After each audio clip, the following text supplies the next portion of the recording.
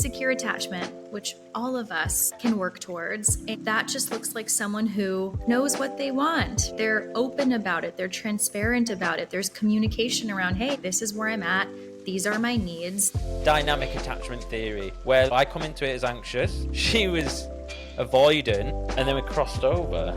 It's about being authentic from the very beginning, communicating your needs. That also requires you to know what you want.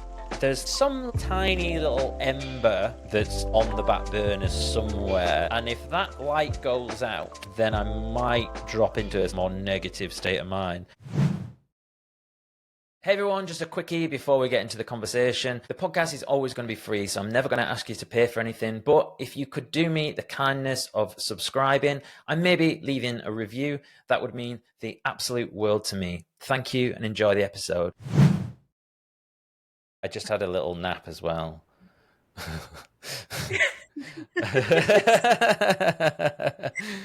I get it's funny. I always get like this. I always get this anxiety around recording like after 2-3 p.m. because I'm so dependent on caffeine to a certain extent, and I feel like, but. Actually, usually the conversations can be quite good. Basically, anyone who I record with who's in the States or certainly West Coast, that like they will get the slightly different version of me. So like the less caffeine Jason, a little bit more in my yin. Is it yin? You might say. So I can be. So in a cool way, it kind of makes me a bit more vulnerable, but it feels scarier. Feels more scary. Okay. Because I'm not full of caffeine and adrenaline and like those other things that come along. Yeah.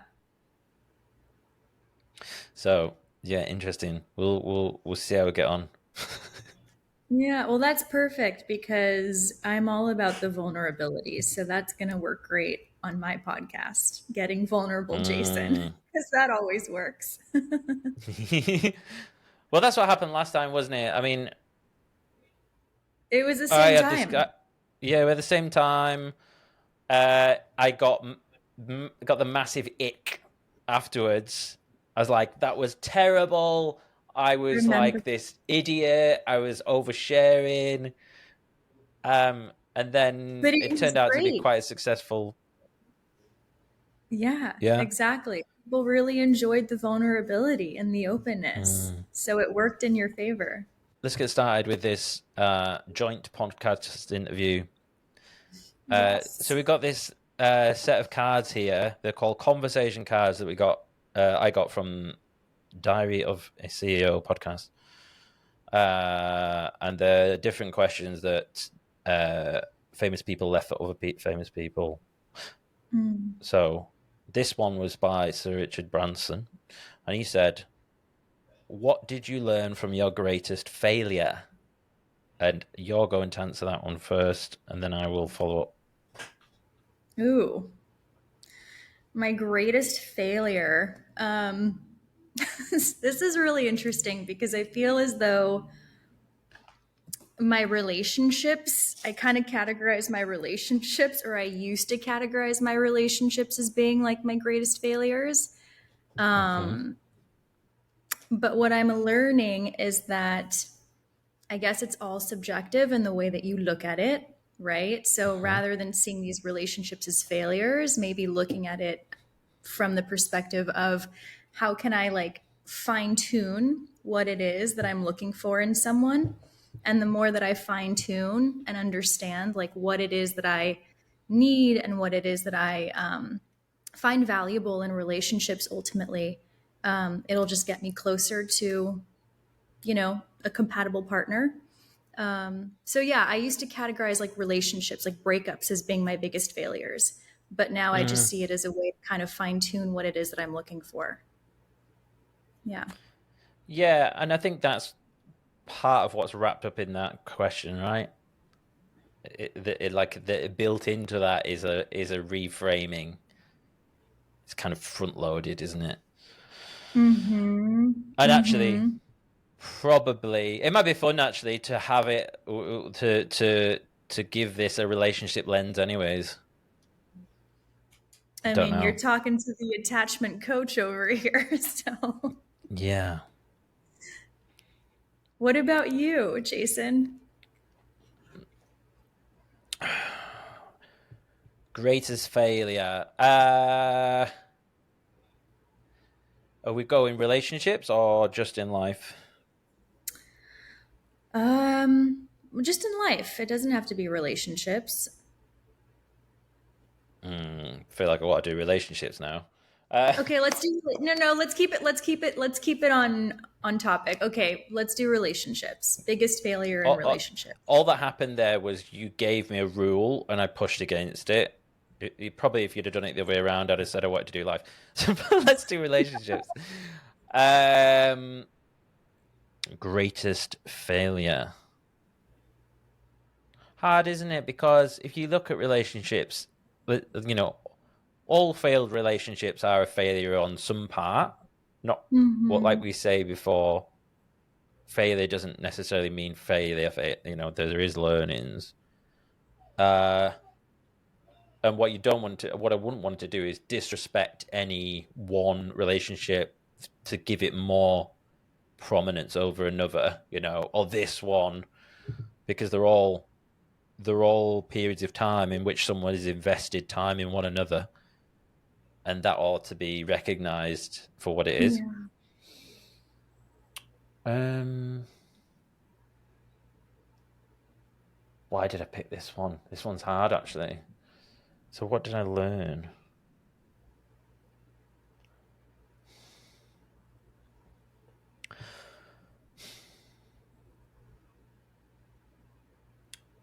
I think it would make sense for it to be my last relationship, because that feels more relevant to like my current journey.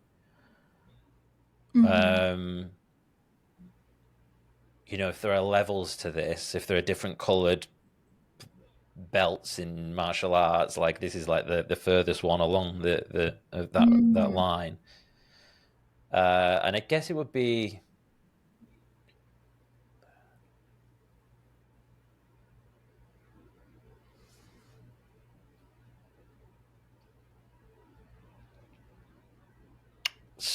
uh, it would be to do with knowing to trust your inner voice. Learn to trust yourself. Ooh, I like that. Yeah. There are lots of lessons from my last relationship, but I would say I think the biggest one was almost like a yeah. I've got like kind of people pleasing. I've got authenticity. I've got self confidence, Mm-hmm. inner voice, and they're all kind of like mingling together into this Mm. like milieu of vulnerable of insecurity. Mm. And that might have sounded a bit wanky. I was just trying to mind map it all. So, like, what am I trying to say?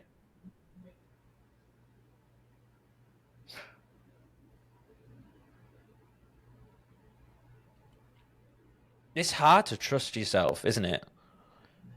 Yeah. I think it is. Like, to really just go, this is what I believe. This is what I think about this thing, and then to be able to have the confidence to be like, yeah, that's what I think. That wall is white, Mm-hmm. and that's what I see.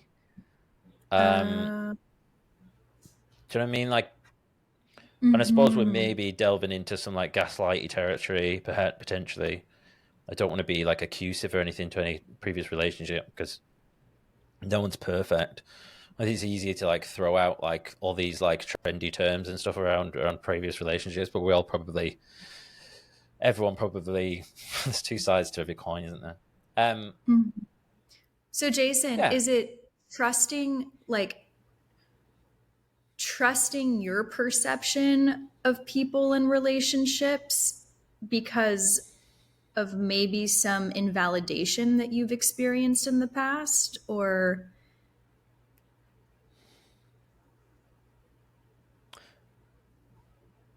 There was nothing wrong with that question, but could you just rephrase it for me?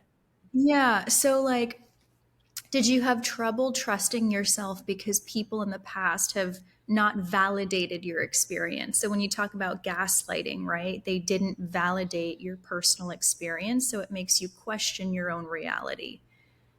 Um, Mm. Curious if that was coming up for you.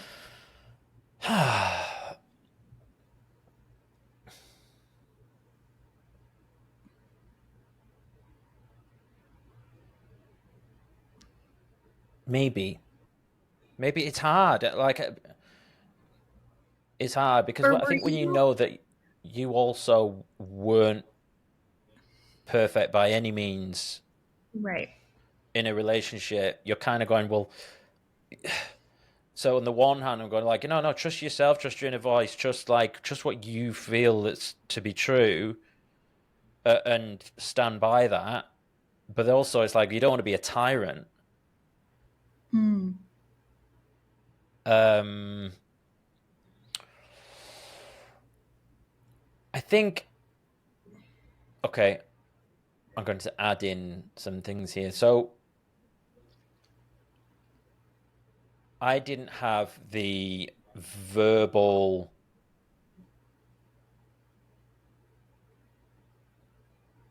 tools or like frameworks or knowledge to be able to express how I was feeling. Hmm. I think that's so those things might not seem connected, but they kind of are. Like it, yeah. So because of that, so if I don't have the ability to really express what I'm trying to say, I just go, okay, you do. So therefore, I'll just defer to you as Hmm. the boss in this relationship. For sure. Oh yeah, I am a bad person. Oh yeah, yeah, I am a narcissist. Yeah, I am a whatever you think. I don't know because I don't understand. Maybe That's you're so right. sad.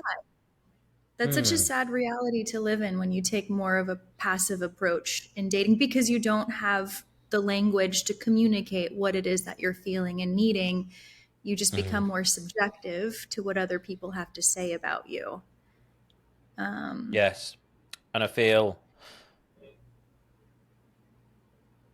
thinking about it now.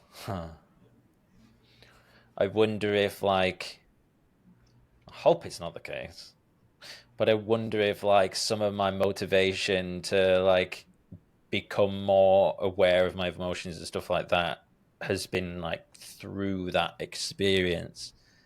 Like I don't want to be in that situation again. I want to have yeah, the ability to hold my own in that situation. But you know what? What I'm finding now is it's probably gone the other way around,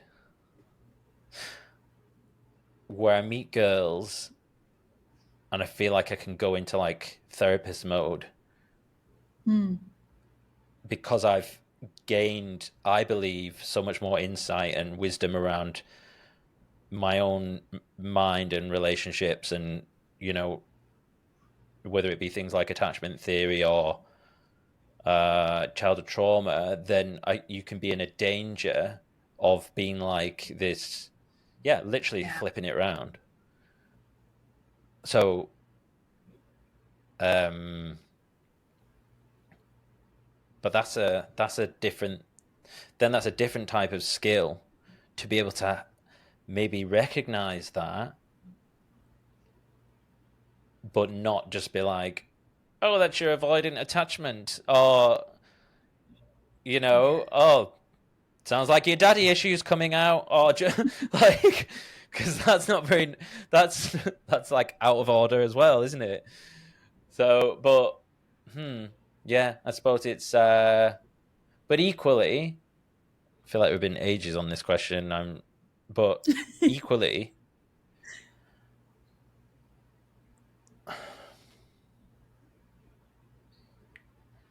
I think like it's good to have the knowledge, and but you got to be careful. What's your level of judgment with that knowledge? So, because it's very easy to go, okay, she's like fearful avoidant by the looks of it, uh, uh, and then and then like I say, like judge them about it, or you could. Is it still judgment if you look at it with compassion? Mm. Do you know what I mean? Mm-hmm. Um, And I think that's the goal, Jason. I think it's so helpful to have that information. Like, I wouldn't give it up for anything to have that mm, knowledge. But then, how can I add compassion to it? Or how can I have more of a flexible approach as opposed to being rigid, where it's like, oh, they're fearful avoidant. See you later, right? Like, that's a rigid yeah. approach dating or relationships. Whereas loose would be, oh, they're fearful avoidant. Okay, cool, whatever. I'm just going to do it anyway, right? But a flexible approach is, okay, I'm noticing that they may have these fearful avoidant tendencies. I'm still going to like maybe possibly get to know this person, but how can I be discerning throughout the process? You know, so it's Mm, like you're still giving people a chance. There's still compassion in that experience, but you're also taking care of yourself and you're being discerning and you're, being protective if you notice there's tendencies that might not be compatible or if they're not doing work to address any of their behaviors or issues. So it's mm, anywho's just adding to that, I think there's a lot of compassion in being flexible too. yeah. Do you know? It reminds me of. I think it'd be a good time to mention this. So before I was out walking earlier, and I was just kind of thinking about some of the things I wanted to talk to you about. And I thought, well, we could like, I could ask for a little bit of an analysis on one of my recent like dating Okay. experiences. And then what's interesting is because through the process of me analyzing like how I'm going to pitch it to you, making like 'cause I want to make sure it's accurate. I started to come up with some theories myself, which was interesting. So I'm gonna yeah, I'm gonna tell you about it. So, and I have a theory, and I'm hoping that this theory doesn't already exist, and I'll get cited in journals and stuff. So, so the so I was dating this girl, and we got chatting online, and I think my bio probably said short term okay, long term okay. And then I think hers was trying to figure it out. Still trying to figure it out. Do you get that status, right? Yeah. Yeah. Yeah, we have that I feel here. like I feel like any woman south of 30 is trying to figure it out, and above Yeah. 30 is like long-term partner. Yeah. Get to Yeah. 30, fuck. I think I had mine set as monogamy, whatever that means. Monogamy. But it's still, yeah, but it's still pretty ambiguous, right? monogamy. Is that not like just like a little tag though? You have a monogamous tag, but then like what you're actually looking for? No, I think it's actually like a label. Like you have Oh, monogamy, short term, long term, figuring it out. I think. okay. Yeah, there's a Yeah. couple of them. Yeah. Yeah, they sort of change it around sometimes. So anyway, and genuinely, I was kind of like probably looking for long term, but like, hey, I'll take what I can get. Like I was just wanted to, I honestly just wanted to date someone, like because uh, last few years like has been like pretty a bit of a dry spell for me. So I get chatting to this girl, and immediately she is very avoidant, as in taking forever to message back, which is a little bit triggering for me as someone who leans anxious. And I was like, is she interested? Whatever. And then she said at one point, I just said, oh, like, oh, so what is it that you like? What are you looking for? Because she just said, just try to figure it out. Not looking for anything serious, just to have a bit of fun, not looking to settle down anytime soon, blah, blah, blah. So I'm like, okay, well, like, I can do that. Yeah. um, so, Jason, can I ask you something? of course, How old was this person? How old was she? late 20s. Okay. Yeah. So, certain demographic, right? Okay. yeah, Okay. yeah. Go on. Um, and so, where was I up to? So we get chatting, and we end up going on a few dates, and I start to really enjoy this dating experience. It was a little bit long distance, so I'd never done long distance before. So it was like once a week, meet up, hang out, go out date, whatever we'd end up doing. It was, but it was fun. Mhm. And I enjoyed it. And I was like, like this isn't normally the sort of thing I would like maybe look for, but this is kind Mhm. of working. I'm quite busy, and this I can compartmentalize this as like, okay, it's Tuesday night or whatever. I'm going to see her, and we early days. She kind of set this cadence, like a messaging cadence of like basically once every 24 hours, which again is not my usual thing. But I dropped Mm. into it, and then I'm like, actually, this is kind of, I'm a busy guy. This works. Just, one message a day and meet up once a week. Great. Fits into a spreadsheet. So, and then, and then all of a sudden, like a few weeks went by, and then she cancelled a few times, and then it kind of just started to like, and then I was like, okay, like, is there anything you wanted to talk about or whatever? And then basically it was, uh, yeah, I think we should stop this. We're very different people, and besides which, I don't think you like me anyways. And it was like, oh, right, okay, so, oh, fair enough. And then I was trying to like kind of figure out what happened, and then I was like, I think that because also she told me when we met up that she was anxious attachment. Mm. So I think I need to, I think to write it down. What did I say? It's like an attachment theory, attachment swap, dynamic attachment theory, where literally I come into it as anxious. She was avoidant, and then we crossed over. Yeah. Whereas, because I like was like, okay, she's kind of avoiding. Maybe I can do this too. This kind of keeping her at arm's length thing, because I'm pretty chill with this scenario.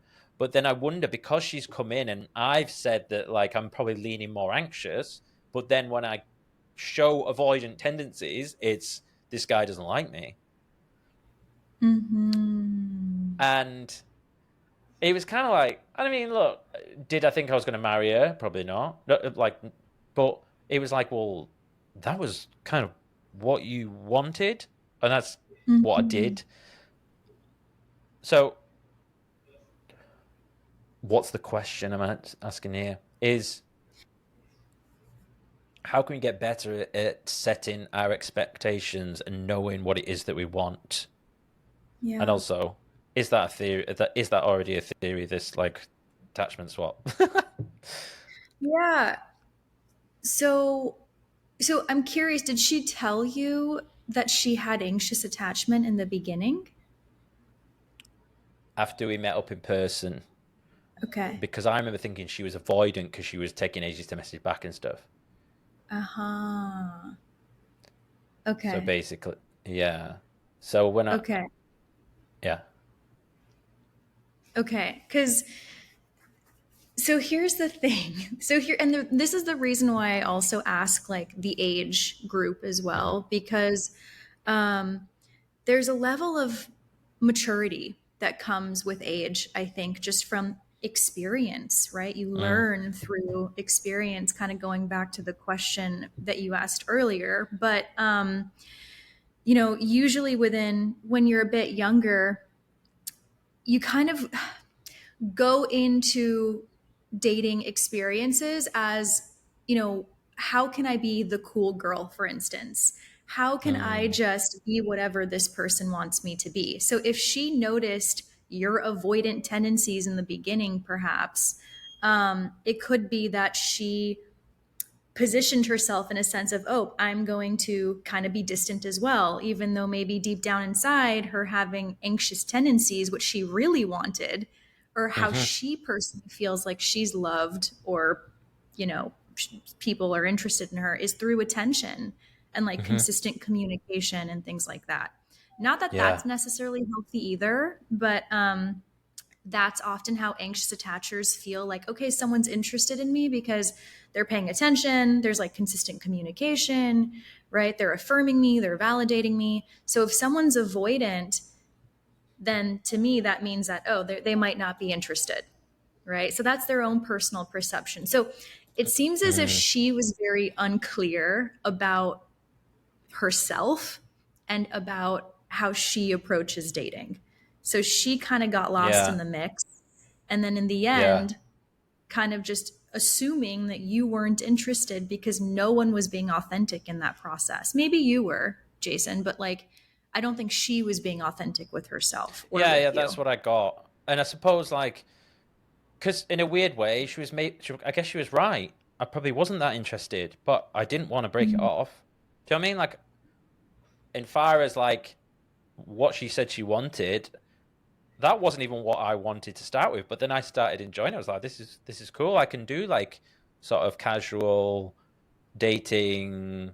I was like, it's not. It's nice just to be like not wrapped up in like worrying about someone being with someone for the rest of your life. But then, so I suppose like if there's any sort of part of me, I think to myself, well, could I have?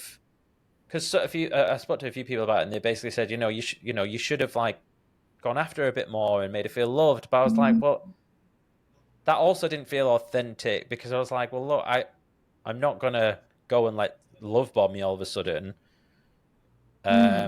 because it wasn't like this huge thing.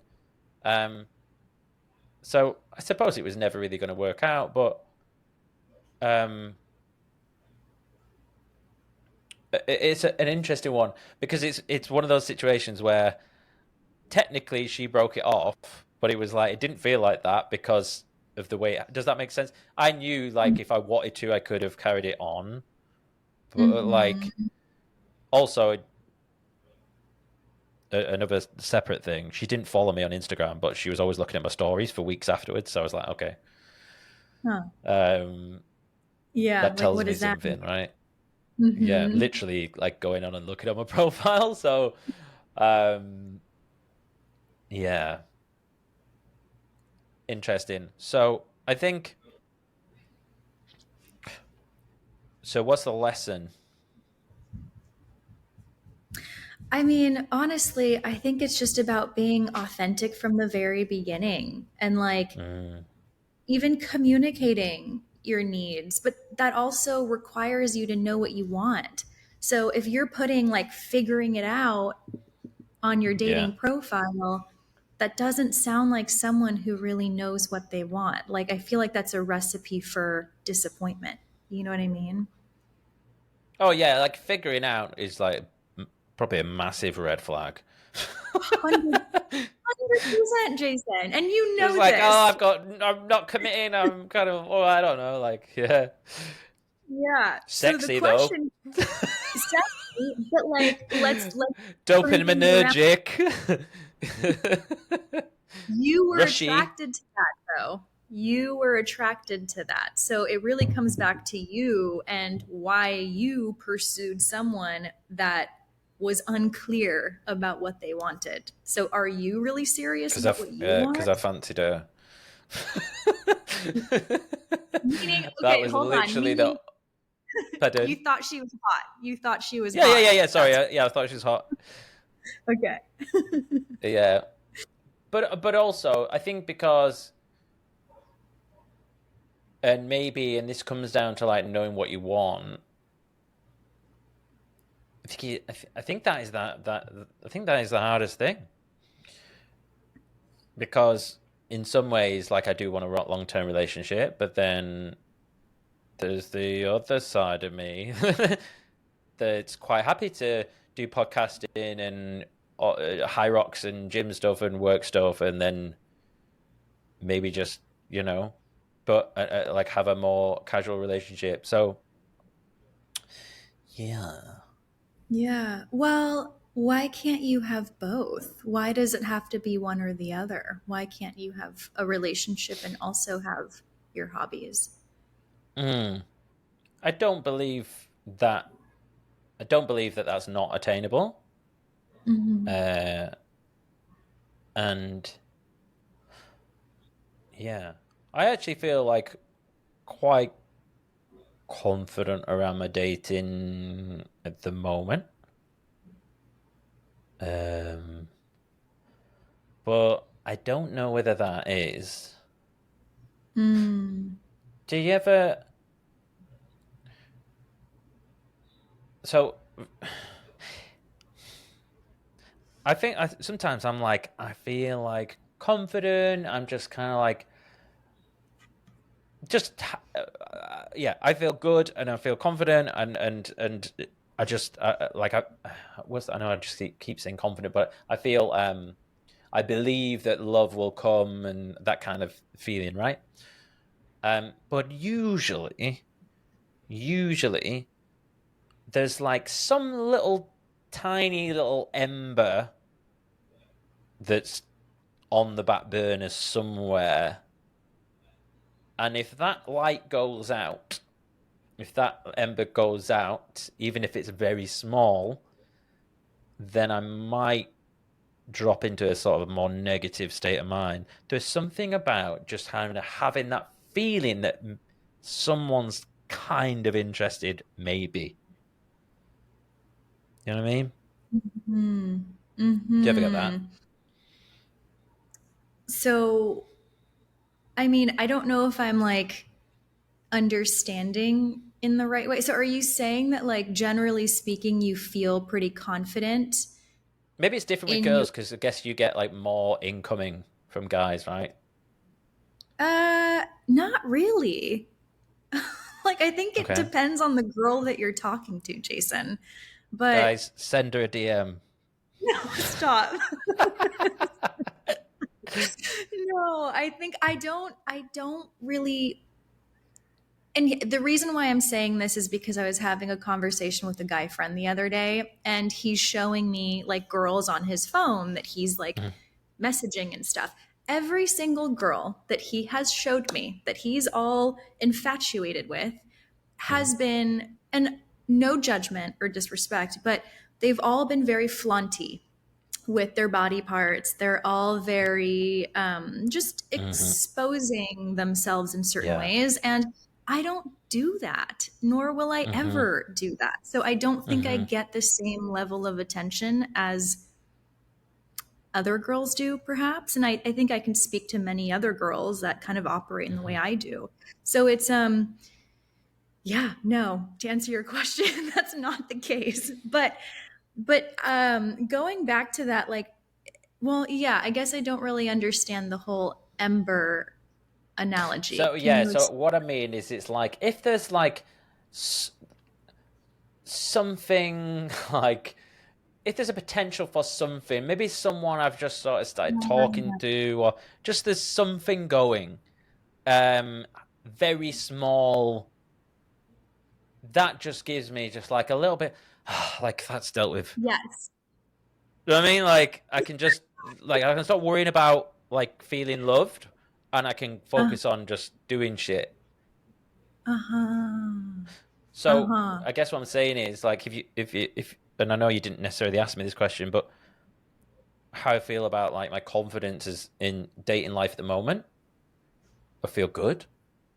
Yeah. But also that's probably because there's potentially something might be starting. Mm. You know what I mean? So I'm in this kind of like nice light stage where I'm kind of like, I might have a message, a couple of messages a day that just kind of keep you going of like, okay, there's maybe something I can, yeah, that's cool. That's dealt with. That like that project has got a next action. um, Yeah. Yeah. and I guess, and then maybe I'm being not being fully like confident in my own. I mean, maybe I'm sure sometimes I do feel confident when I don't have anything like that going on, but hmm, So it sounds like this ember that you're kind mhm, of talking about is like kind of like these little needs of yours being met on the side. So maybe the need for validation, right? It's like, all right, I'm doing my thing, it's a good but need. yeah, but here's a bit of validation and reassurance that I'm still, I'm still attractive. I still got my thing. That's cool. Yeah. Okay, let me focus back on my hobbies and then go back to the validation. Hey there, how you doing? Okay. Like you're Yeah, I mean, that's pretty much exactly what it is. yeah, Hmm. it's a way to go about it, it's you're getting your needs met, but then it also comes back to um comes back to like what are your life goals in terms of relationships, and maybe Hmm. that's sustainable right now and doable now, but maybe you want something deeper, more consistent, more full in the future. Yeah. But I mean, if that's working for you, Jason, then Yeah. It has a certain shelf life. yeah. Those things, because those embers, they either get tended to or they eventually die out. So they can only stay embers for so long. Listen to me with all these Yeah. metaphors. I mean, it's only one metaphor, but I'm going all in on that metaphor. Yeah. Um, um, Yeah. I don't know if I operate that way so much. Um, I don't know that I can operate in that way. And I think that just speaks to everyone's differences. Like, I know people that mm, have maintained just keeping the embers lit all throughout their lives. And there's other people that want more of a consistent fire, where two mm, people are tending to it and nurturing it. I think I'm more of that than anything. yeah. So right now, because I don't operate in that way, Hmm. I don't have any embers.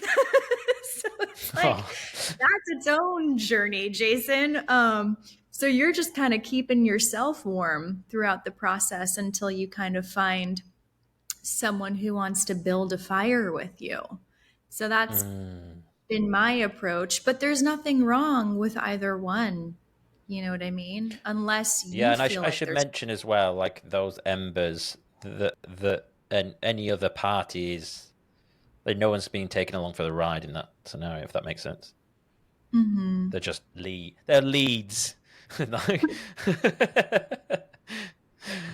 um Yeah. so I always bring it back to funnels. Um sales funnels. Love that. Love those. So okay, so talk to me about your funnel conversion. What's going on? Well, there's actually, speaking of like my business funnels, I need to work on that. But speaking to all the funnels in my life, they're in the process. They're in the process of kind of being figured out and built. I'm kind of like in a season of my life. It feels like a winter, to be totally honest. It feels like a winter season for me, just in my romantic life. Of just trying to figure out like what it is that I want.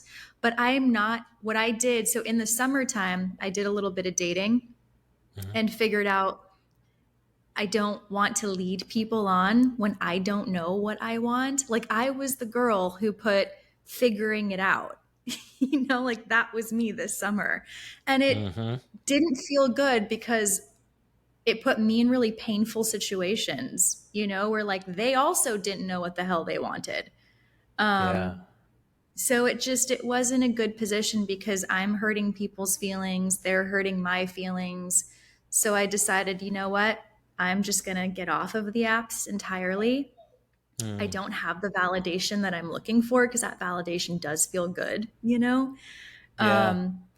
So I've been just kind of learning to validate myself and be okay with understanding that like I'm waiting for the prize, Jason. Like that is what Mm. I'm setting myself up for. Like I don't want little bullshit little situationships. Like I am setting Yeah. myself up for like the prize.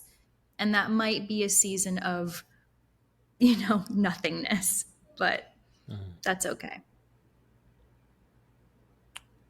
What do you think's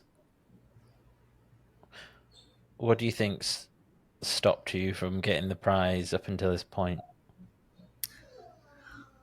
Well, first, I don't put myself out there as much as I should, but also I'm really as much as like I have my lonely nights, which I do. There's a lot of lonely nights. Um I like to be by myself.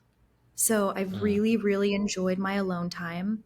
I also want to figure out where I want to be because I don't necessarily want to stay in California. I might want to move to a different country. So in the Mm. past, whenever I've found someone, I've always kind of morphed my life into theirs in a sense. And I don't want to do that anymore. Like, I want to figure out and be confident in how I want to live my life and then just find someone who complements where I'm at in that stage. So Mm. I think I just need a little bit more time to kind of figure that out for myself. Yeah.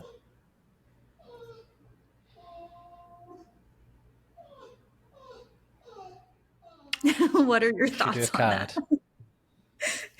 Well, my thoughts Sure. on that are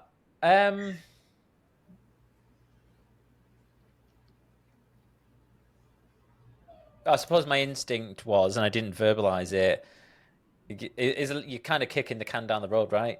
You're deferring that relationship because you're wanting to get everything sorted, which is no criticism, but it's kind of, you, yeah, you're in that limbo land. But I suppose maybe part of me was thinking, yeah, do you like the alone time because you like the alone time, or do you like the alone time because you've been forced to like the alone time? I think it's a little bit of both. Yeah, Hmm. and the reason I say that as well because I've experienced the exact same thing. You know, where you do begin to enjoy it Yeah. because you have to get on with life and make your life um Yeah, this is where the avoidant thing comes in, though, right? Because you build up your life to have all these things where you don't necessarily need someone, and then it makes it all that more difficult for anyone else to come in. Yeah. But Yeah. what's the option? That you sit around waiting for love and have nothing on going on in your life? Yeah. Yeah. Yeah. Learning again, it's like it comes back to that flexible approach. And rather than being rigid, where it's like, okay, this is my life, this is my way or the highway, it's like, how can I learn to be compromising? But what do you Mm, want to compromise for? Right. So for me in the past, it was always like, because this person lives here, I have to compromise where I live because of this person. So I just want to get better at identifying what I'm willing to compromise on and what I'm not willing to compromise on. Because we're going to have to compromise at some point, you know? mm, So it's like sorting that out, I guess. yeah. Where are you thinking of moving? I don't know. I'm thinking maybe Portugal, to be totally honest. Nice. Do you speak Portuguese, right? Because I yeah, do. were you born Yeah. in Brazil I was, or no, just? my parents are, mm-hmm. Mhm. Yeah. My parents were born in Brazil, but then I was born here in the States. But I lived there from like I think like 2 to 5. Mm, Um, and then I've been going back ever since. I would even consider moving back to Brazil.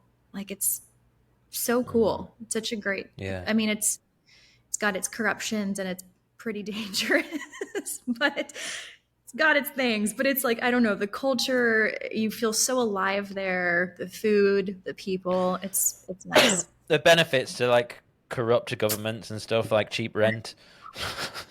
Exactly, exactly. Yeah. So anywho's, I've um I've been thinking about doing some like digital nomad. ooh, Uh, yeah. yeah, yeah. Why don't So, you? I'm kind of I'm like ramping up to do it. I just I've got all like a lot of goals and stuff set out this year, which I've started the year well.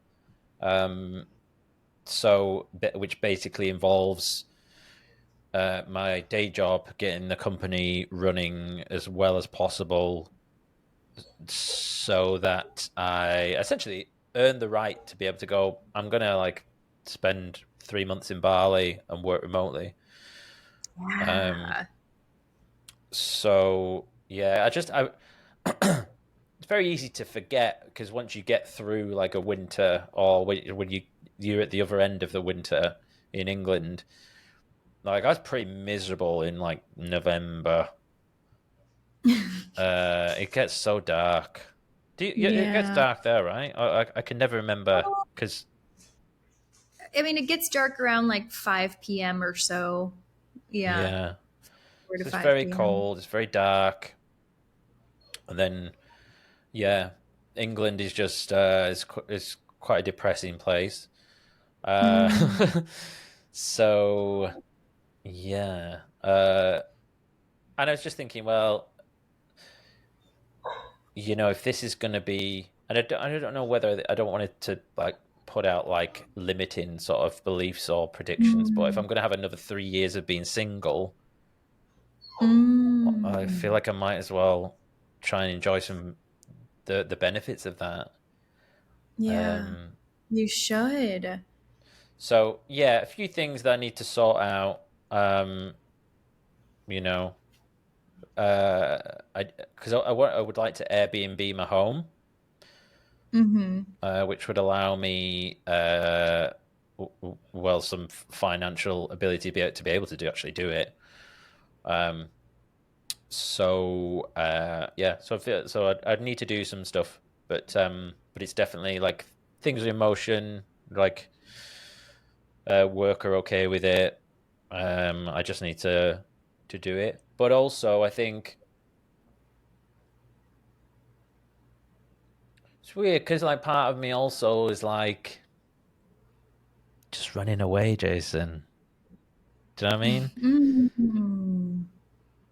Like Like, am I running away? Am I running away from my current situation, or am I running towards something? Is there something better out there? Um, don't know. I Don't think it's know. all in how you look at it too. I Mm, think it's all in how you look at it. Unless, like, and that's the thing too, is what I like to tell people, and I use this concept with myself, like, what would secure Jess do? What would secure Jess do? yeah. And insecure Jess, the insecure version of me, makes decision from fear, right? Like, I'm going to stay because I'm afraid of what's going to happen. I'm going to stay here because there's so much uncertainty in the future and I don't know what's going to happen. But secure Jess is like, wait a second, who knows? Maybe I'm going to take this chance and see what other possibilities are out there. There's just more expansion in the secure version of you. So I think Mm, it's kind of getting honest with yourself about what is the intention with going or staying. Is it coming from fear or is it coming from hope and faith and excitement and possibility? yeah. I think there's a bit of both. I think there's a bit of both. Um, the biggest dodge, isn't it? Just a bit of both. Um, Yeah, always. yeah. It's like because I did a lot of traveling in my 20s, and I did a year around the world, and I got bored of it, and and Mm, probably most of the time I was fairly depressed, and I just you know attended to an alcohol addiction. But um so but I suppose what I also need to remember is that I'm not wanting to do this as like, oh, I'm going on my gap year. It's not like that. It's like, okay, maybe like for a few months in winter, I'm gonna be a bit more flexible. I'm gonna try and I also think there is, um, have you heard like in business, in the business world, there's like this whole thing where like you want to run your company like you're getting ready to sell it, mm, because that will allow you to look at it differently. Like, if I was going to sell this tomorrow, would anyone want this? Like, what is my systems? Like, how am I mm, structuring things? Like, have I got regular leads coming in? And then it's the kind of the same with, it's like the travel thing. Like, okay, what would my life need to look like for me to be able to do that? And it would mean I'd need to be more agile. And and the yeah. Airbnb thing, it's like, well, okay, if I had to Airbnb my house, I need a lot less shit in it. So if even if I wasn't going to Airbnb the house, getting the house ready to Airbnb would benefit me. Yeah. Like, I'm Yes. terrible, terrible at doing DIY and painting and looking after the house. I'm just not very good at it. Uh, like, literally. So, okay, this will tell you a lot about my personality. Mm. This room, I've been in the house 3 years, is the only room I decorated because it's where I work.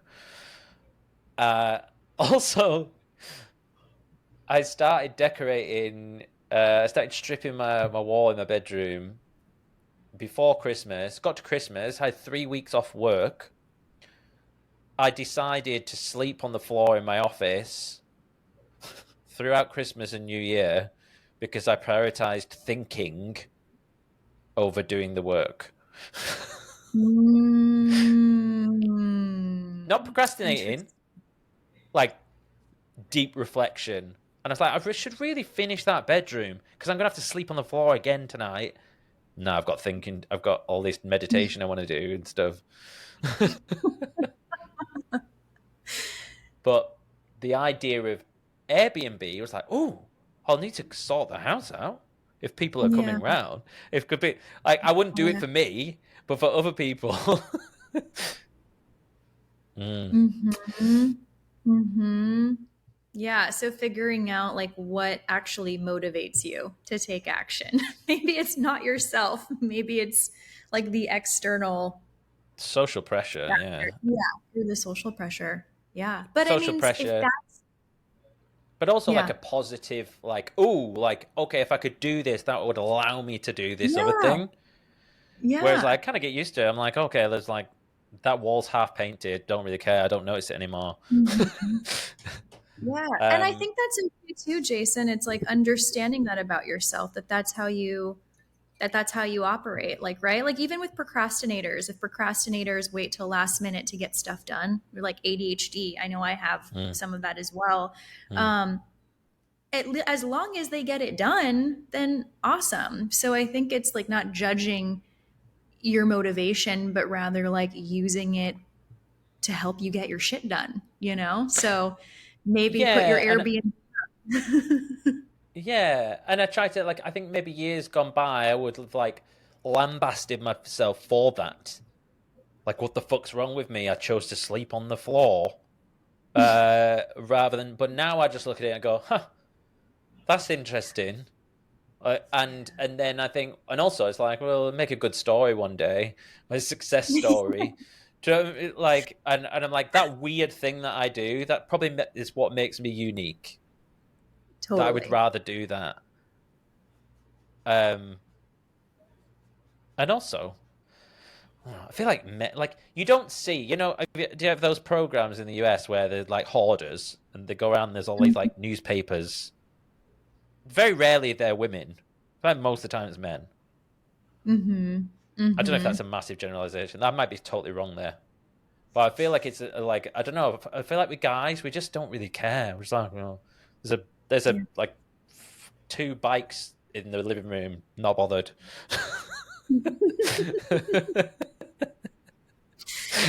Yeah. Yeah. I know quite a few women though. All right, so before we wrap up, I thought it'd be fun to sort of do a bit of an attachment 101. So if we could look at what are the key signs of the different attachment styles, key Mhm. indicators, one key indicator, and then one or two tips if you fall into that category of how you can manage it better.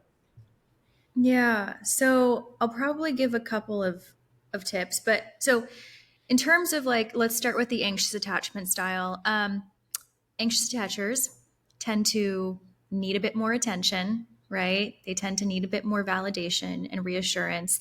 They're the type of people that really enjoy relationships and connection. So you can tell that they like want to spend time with you, right? And for them, in order to kind of work on their attachment style and become more secure, is learning how to self regulate and learning how to develop that relationship with themselves first and foremost so they don't put so much pressure onto the people around them to provide and fulfill all of their needs. For the dismissive Mm-hmm. avoidant attacher, they tend to be the type of people that are like very hyper independent, very self sufficient, hyper focused on work, passions, hobbies. So relationships don't tend to be a priority to them as it is for anxious attachers. And they tend to have a hard time compromising, like we talked about, right? Hard time compromising in relationships. They feel as though, oh, that's taking away from my individuality and my freedom and my independence. So that can be really threatening to their identity. For them, it's learning how to ask for support, learning how to compromise, learning what it's like, creating realistic expectations for relationships. Okay. And just learning how to be in a relationship with the vulnerability and dependency. Fearful Mm-hmm. avoidance, they tend to have both anxious and avoidant aspects. So you'll see that they'll be like really anxious, but then they'll like take 5 steps back, but then they'll come right back in. It's very hot and cold. It leaves you feeling very conflicted because it's like, oh, it seems like they're really interested in me, but wow, they just like disappeared. Oh, but they're back again and they're really hot and really interested. And then they just kind of like withdraw again. So it's very inconsistent and unpredictable how they show up. And to work on that is, again, embracing secure attachment, learning how to regulate your nervous system. How can you be present when you're feeling uncomfortable? Learning how to communicate your discomforts rather than just disappearing and coming back. They can also be kind of like reactive and aggressive. I guess anxious attachers can be really aggressive too. So just learning how to be more responsive than reactive. And then you have the secure attachment, which all of us can work towards. And that just looks like someone who kind of knows what they want, right? They're open about it, they're transparent about it. There's communication around, hey, like, this is where I'm at, these are my needs. And they're open with kind of hearing where you stand on things. They're open to compromising. They take a very flexible approach. But most of all, Jason, like with this secure attachment, whether you're going to hurt someone's feelings or not, or whether you might lose them in the process, they're going to be open with where they stand. Even if they don't know where they stand, they're going to communicate, hey, this is where I'm at. How do you feel about this? Because I don't want to create any confusion here. So there's just a lot more transparency and communication with their approach to dating and love. Yeah. And so there's my little spiel. That was beautifully put. Beautifully put. Thank you. Yeah, you're Thank welcome. you. It's almost like you do this for a job. Yeah, I live and breathe this stuff for real. All right. So, where can people go if they want to learn more about you and your work? Yeah. So my website, jessicadesilvacoaching.com. My Instagram is the Jessica De Silva. And I have a podcast as well, Let's Talk Attachments. You can find it on Spotify or Apple. Awesome. Do you want me to do my contact bits? Because are you publishing this on yours? Share yours? Yes. Yeah. Okay, yeah. And if people want to find out about my stuff, they can go to Instagram.com.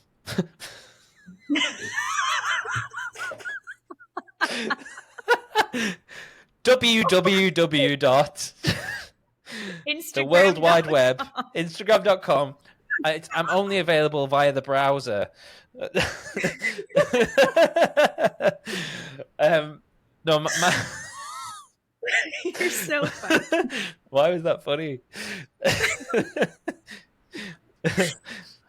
You can tell I'm not used to doing this.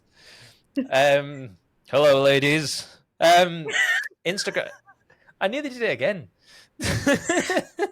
No, you're not. My handle. You're not.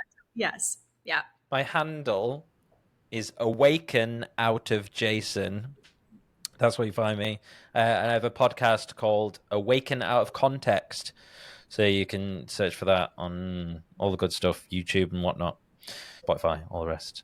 And that's it, I think. I love it. Thank you, Jason. Thank you. Thank you for coming on the show. Thank you for coming on to my show and not having your coffee beforehand. Thank you so much. And have a wonderful day. And I'll speak to you soon. Thanks. Bye, Jason. Hey guys, it's me. Thank you so much for watching that episode and congratulations for making it all the way to the end. I really appreciate it. A few things before you get going. If you haven't already, please do subscribe. And if you enjoyed this episode, the kindest thing you can do for me is to share it with a friend or family member. Don't forget to check out the show notes for links to both my guests and myself. And if you made it this far, why don't you drop me a DM?